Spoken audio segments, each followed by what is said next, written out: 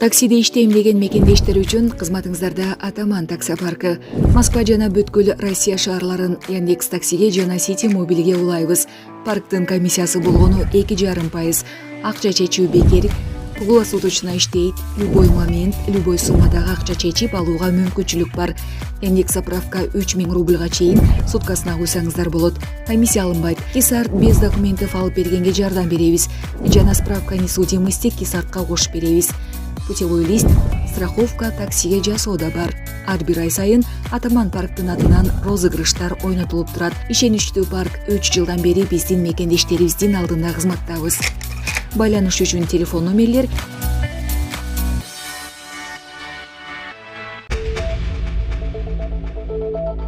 Орусияда рекордтук кар жаап 135 000 жумушчу тазалоого тартылды. Орусиянын борбору Москва шаарында кечээ 3 декабрда жааган карды тазалоо үчүн 135 000ден ашык жумушчулар иштеп жатат. Бул тууралуу мэрдин турак-жай коммуналдык чарба жана көрктөндүрүү боюнча орун басары Петр Брюков билдирген басылмалар жазышты. Анын айтымында шаарга 12 саатта 15 сантиметрге чейин кар жааган. Кечээ 3 декабрда күндүз 3 жолу көчө тазалоо иштери жүрүп, түнү менен уланган. Мындан улам оперативдүү штаб түзүлдү. Түн ичинде болжол менен 18 000ге жакын ар кандай техникалар иштеди. Анын ичинде кар тазалоочу жана ташуучу, ошону менен катар ротордук техникалар бар. Шаарды кардан тазалоо иштери күнү түнү жүргүзүлүп, шаардын мэрдин көзөмөлүндө болууда, деди Брюков. Кардын калың жааганына байланыштуу Москванын Домодедово, Шереметово жана Внуково аба майдандарында 5 учуу каттамы токтотулуп, 35 белгиленген убактысынан кеч учкан. Маалымат булагы Супер Кейджи.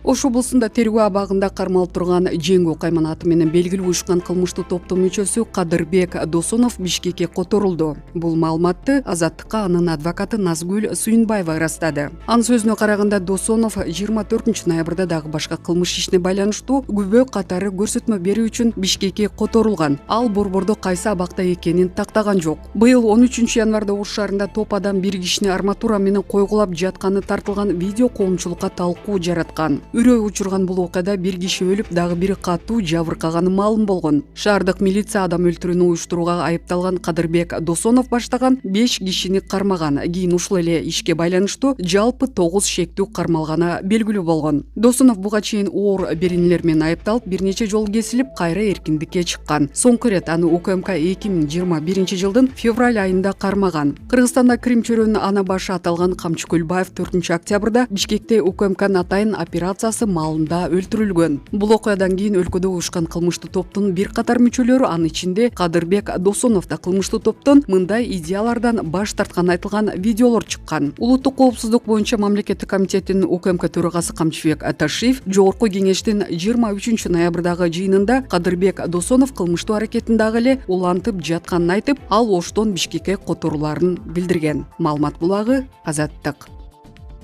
Орусияда мобилизация аркылуу Украинадагы согушка жиберилгендердин аялдары президент Владимир Путин менен 14 декабрга белгиленген түз байланыштын номуруна тынбай СМС билдирүүлөрдү жиберип жатышканы маалым болду. Алар Путиндин жакындары качан согуштан кайтарын сурап, майдандагы жагдайдын начардыгына, аскерлердин айлыгы жакшы берилбей жатканына нааразычылыгын билдиришкен. Ошону менен бирге аялдар мобилизацияга тартылгандарды алмаштырууну да талап кылып жатканын 7x7 телеграм каналы жазды. Орусияда буга чейин мобилизация болгондордун жакындары манифест жарыялап, петицияга кол жыйнап, автофлешмоб баштаган. Алар машинелерине күйөөмдү кайтарылга деген жазуулар бар стикерлерди чапташкан. Алардын бирин полиция кармап кеткен. Бийлик мобилизацияга байланышы бар митинг пикеттерге уруксат бербей келет. Путин 2022 жылдын сентябрь айында Украинадагы согушка аскерди күчү жетишпей жаткан маалда жартылай мобилизация жарыялаган. Бир айдан кийин мобилизация аяктаганын жарыялаган менен тиешелүү буйрукка кол койгон эмес. Орусиянын коргоо министри Сергей Шойгу мобилизация башталганы 300 000 адам аскерге тартылганын айткан. Жакында эле Орусиянын президенти мобилизацияга тартылгандар согуш аяктамайынча үйлөрүнө кайтпай турганын жар салган. 14 декабрда Путиндин калк менен түз байланышы болот. 17 декабрда Единая Россия партиясынын курултай өтөрү күтүлүүдө. Анда Путин кийинки президенттик мөөнөткө көрсөтүлүшү мүмкүн. Маалымат булагы Азаттык.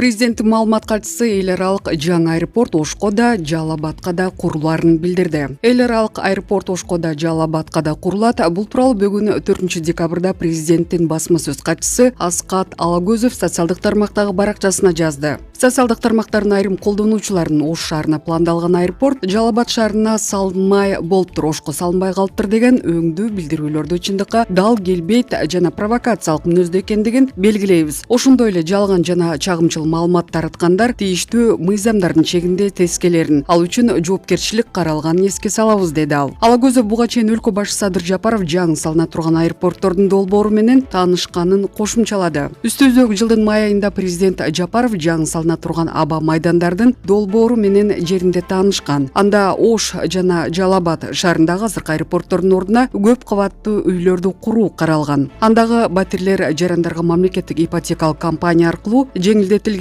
шартта ипотекага бериле тургандыгы маалымдалган, деди президенттин маалымат катчысы. Маалыматтарга караганда Ош эл аралык аба майданы Кыргызстандагы экинчи чоң аэропорт. Анын имараты 1974 жылы курулган жана анда 900дөн ашык киши иштейт. Ош шаарынан 9 чакырым алыстыкта жайгашкан. Ал эми Жалал Абад аэропорту ички каттамдарды гана ишке ашырат. Ал 2018 жылы оңдоп түзөө иштери жүргүзгөн. Белгилей кетсек, буга чейин УКМКнын төрагасы Камчыбек Ташиев Жалал Абад шаарына дүйнөнүн 4 бурчуна уча турган эл аралык чоң аэропорт курулаарын билдирген. Маалымат булагы Супер KG. Садыр Жапаров Бишкекте китеп менен паспорт кандай шартта чыгарылганын көрдү. Президент бүгүн мамлекеттик маанидеги документтерди дагы даярдаган Учкун ишканасына барган. Президент Садыр Жапаров Бишкектеги Учкун ачык акционердик коомунун ишмердүүлүгү менен таанышып келген, анын маалымат кызматы билдирди. Өлкө башчыга ишканада окуу китептери, гезит журнал менен паспорт кандай шартта чыгарылып жаткандыгын көргөзүлдү. Жомокту реалдуулукка айлантып койдук. Садыр Жапаров Бишкекте окуу китептери менен паспорт кандай шартта чыгарылып жатканын көрүп келди. Президент бүгүн мамлекеттик маанидеги документтерди дагы даярдаган Учкун ишканасына барган. Жапаров көп жылдар бою тамырланган паспорттук мафияны жеңүү үчүн мамлекет 2 жылдан бери иштеп жатканын белгиледи. Ал жалпы жарандык паспорттарды жасалмалоодо коррупциянын масштабы абдан чоң болгон жана улуттук коопсуздукка шек келтиргенин айтты. Жапаров бүгүнкү күндө Учкун бардык керектүү техника менен жабдылган жана мамлекеттик маанидеги документтерди, анын ичинде паспорттарды өз алдынча чыгара аларын айткан. Президент ошондой эле көп жылдар бою тамырланган паспорттук мафияны жеңүү үчүн мамлекет 2 жылдан бери иштеп жатканын белгиледи. 30 жылдан бери паспорттон акча жеген мафия Кыргызстан чыгара албайт, болбойт, жомок айтып жатат деп жүргөн. Мына жомокту реалдуулукка айлантып койдук, деди өлкө башчы. Ал паспорттук мафия өлкөгө миллиарддаган сомдук зыян алып келгенин, документти жасалмалоодо коррупциянын масштабы абдан чоң болгон жана улуттук коопсуздукка шек келтиргенин кошумчалады. Маалымат булагы Спутник KG.